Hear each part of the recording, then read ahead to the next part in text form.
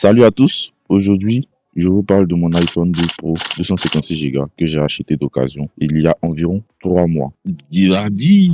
Avant d'aller plus loin dans la vidéo, je tiens à préciser que le téléphone je l'ai acheté d'occasion en connaissance de cause. C'est-à-dire, j'ai pris la peine de vérifier tout ce que j'ai dans la première vidéo. J'ai pris la peine de vérifier tout ça avant de acheter le téléphone. Donc je l'ai acheté en connaissance de cause. Je ne me suis pas fait berner. C'est-à-dire, je savais qu'en achetant le téléphone, il y a certaines choses qu'elle n'allait pas faire de façon optimale vu que elle est... Bon, de toute façon, vous comprendrez au fur et à mesure de la vidéo. Mais je tenais à préciser ça.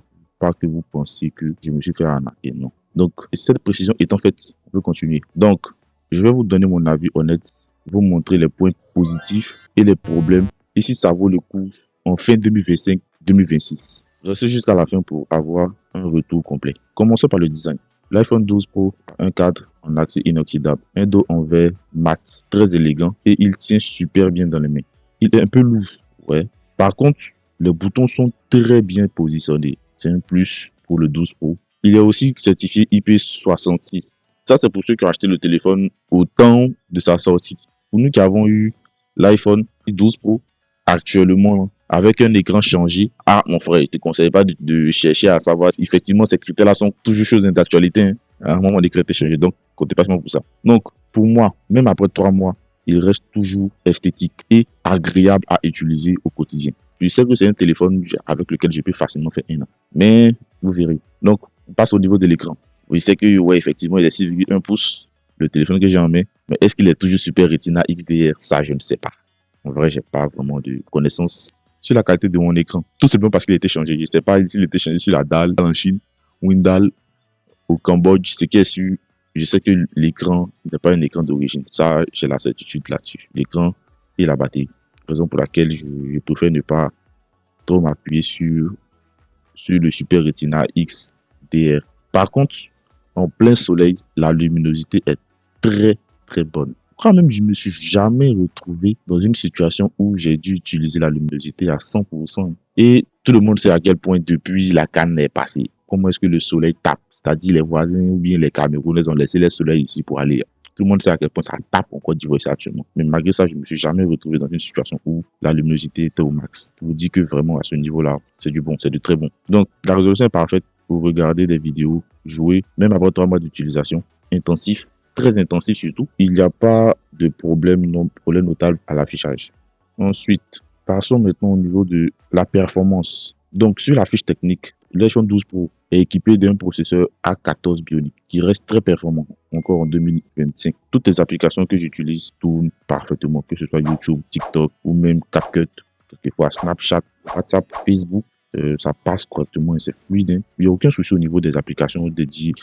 Il n'y a aucun souci là-dessus. Ça passe, c'est fluide, c'est propre. Et puis aussi, le multitâche est toujours fluide. Mais je remarque parfois des légers ralentissements quand je passe du menu widgets au menu principal. Tu sais, ça se voit à la caméra. Mais il y a un léger ralentissement. Maintenant, pour les jeux, pour ce qui est des jeux là, j'ai pris la peine de filmer quelques sessions de jeu. Comme vous le voyez à l'écran actuellement, les différents jeux auxquels j'ai joué, pour que vous sachiez comment ça se comporte au niveau des jeux. De manière générale, oui, le téléphone est toujours d'actualité au niveau des jeux en fait. Il tient toujours la route à ce niveau-là. Mais au bout de 30 minutes, 30 à 40 minutes de jeu, le téléphone commence à chauffer. Raison pour laquelle je me suis procuré un outil. Je ne connais pas son nom, qui est sur l'image s'affiche à la caméra pour pouvoir allonger encore mes sessions de jeu. Sinon, après ça, c'est propre. Passons maintenant au niveau de la batterie. Comme je l'ai dit, la batterie était changée aussi au même titre que l'écran. Donc, je ne peux pas dire que la batterie de choses d'origine est bonne. J'ai pris en tenant compte du fait que j'allais changer la batterie. Je suis obligé de le charger 2 fois par jour. Et puis avant de me coucher, brancher le téléphone. Je vais vous montrer la capture de mon utilisation quotidienne de la batterie. Comme ça, vous aurez plus ou moins une notion de comment est-ce que ça fonctionne. Il se décharge vite quand je joue à des jeux, mais de manière générale, ça va. Au niveau de la caméra, ça c'est son point fort. Il a un triple capteur, ultra large, grand angle et téléobjectif. Les photos en journée sont nettes. En plus, moi-même, j'ai pas l'habitude de tirer les photos en RAW. Et le RAW, normalement, de ce que j'ai cru entendre, tu tires les photos, mais c'est brut. C'est-à-dire, il n'y a pas de retouches artificielles qui ont été ajoutées là-dessus. Mais sans retouche même là, je vois qu'effectivement, la photo est bonne. Les photos en journée sont nettes. Le mode nuit fonctionne bien. Et la stabilité vidéo est top. J'ai aussi filmé des parties pour que vous puissiez voir. La caméra frontale aussi également est très correcte. Il y a un moment même, pour la vidéo, j'ai pris la peine de prendre la photo d'un objet là, que ce soit un selfie ou que ce soit à l'arrière. Bon, en vrai, au niveau du montage, je me suis pas retrouvé, je sais pas qui est qui n'est pas qui. C'est-à-dire qui est selfie, qui est caméra arrière. Donc ça fait que j'ai mis ça comme ça. Si vous arrivez à voir une différence, félicitations à vous. Vous avez montré la différence, mais moi, personnellement, ça m'a fatigué. C'est juste la photo, ça me fatigue. Je sais pas quelle est la photo qui appartient à tel capteur, tel capteur. Donc, pour moi, c'est encore l'un des meilleurs points de ce téléphone. Surtout pour un modèle de 2020. Mettons, passons au niveau stockage et iOS. Je possède la version 256 Go. Donc, je n'ai jamais eu de problème de place. Même avec toutes mes vidéos et applications que j'ai sur le téléphone. Mon iPhone est sous iOS 26.1. La fluidité est généralement bonne, même si parfois il y a des petits freezes dans les menus. Le système reste sécurisé. C'est un vrai avantage si tu veux garder ton téléphone longtemps. Passons au niveau de mon expérience personnelle. Après 3 mois d'utilisation, je peux dire que je suis globalement satisfait. Au niveau des points positifs, le design, l'écran, la caméra, la fluidité et le stockage aussi. C'est aussi un point qui me pousse aussi à rester sur le téléphone jusqu'à présent. Au niveau des points négatifs, le téléphone chauffe un peu lorsque je joue à des jeux, par exemple PUBG ou Bully. Quand je joue à ces genres de jeux-là, que le téléphone chauffe. Sinon, des jeux comme Clash Royale, les jeux pas trop gourmands, le téléphone chauffe pas. Par contre, les gros jeux, ça chauffe. Pour un téléphone d'occasion, avec des pièces changées, c'est très correct. Je le recommande si tu trouves un modèle en bon état et à un bon prix.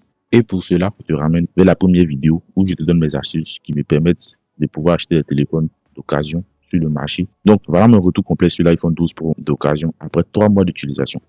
Si vous avez aussi un iPhone d'occasion, dites-moi en commentaire le modèle et comment il se comporte. Abonnez-vous pour d'autres tests honnêtes et laissez un like si cette vidéo vous a aidé.